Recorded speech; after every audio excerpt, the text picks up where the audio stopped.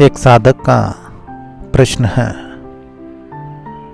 कि ज्ञान क्या है, किस तरह मैं ज्ञान को उपलब्ध हो सकता हूँ।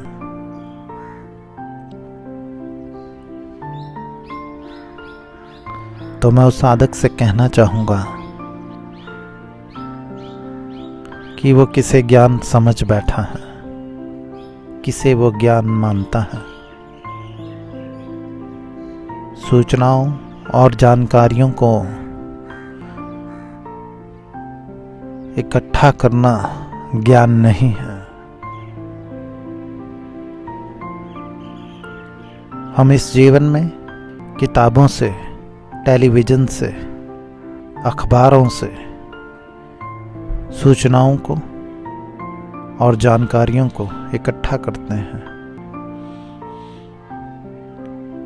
और इसे अपने मस्तिष्क में भरते रहते हैं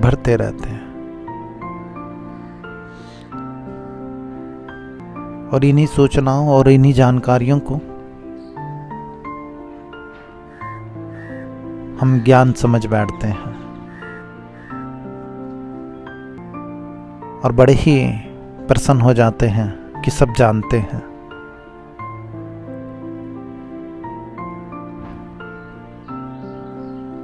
और जब हमारे जीवन में कोई समस्या, कोई परेशानी आती है, ये सूचनाएं, ये जानकारियां धरी की धरी रह जाती हैं। आप बह जाते हैं उस दुख की धारा में। उस समय आपके भीतर की जितनी भी जानकारियां, जितनी भी सूचनाएं आपने इकट्ठी की हुई हैं, उसका कोई मूल्य नहीं रह जाता। वो आपके जीवन में कोई भी बदलाव नहीं ला पाती, क्योंकि ज्ञान का अर्थ है गहरी समझ। जब आप चीजों को बिना तोल मोल के, बिना काट छांट के देखने का प्रयास करते हैं,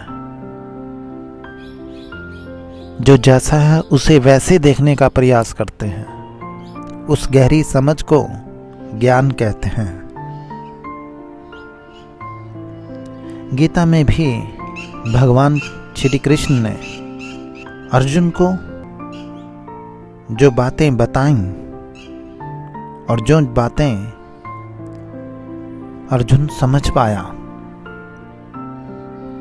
उन बातों को ज्ञान कहते हैं। इसका अर्थ ये कभी मत निकाल लेना कि अर्जुन पहले से ही ज्ञानी था। नहीं, वो हम जैसा ही था। उसके पास भी ढेर सारे प्रश्न थे। वो भी अपने प्रश्नों में गुम हो रखा था।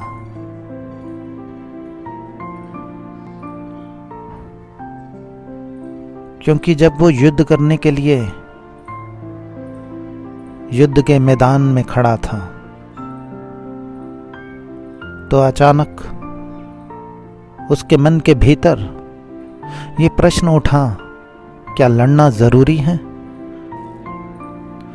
क्या मैं अपने भीतर राजपाट का मोह छोड़ नहीं सकता? क्या मैं जंगल में एक सन्यासी की भांति नहीं रह सकता? इस तरह के ढेर सारे प्रश्न उसके भीतर मौजूद थे और ये सारे प्रश्न वो भगवान कृष्ण के सामने रखता है। तब भगवान कृष्ण बोलते हैं, तू बातों के आकिल ना हो दिल मालूल, न कर उनका गम जिनका गम है फजूल। हे अर्जुन, ज्ञानी को गम कैसा?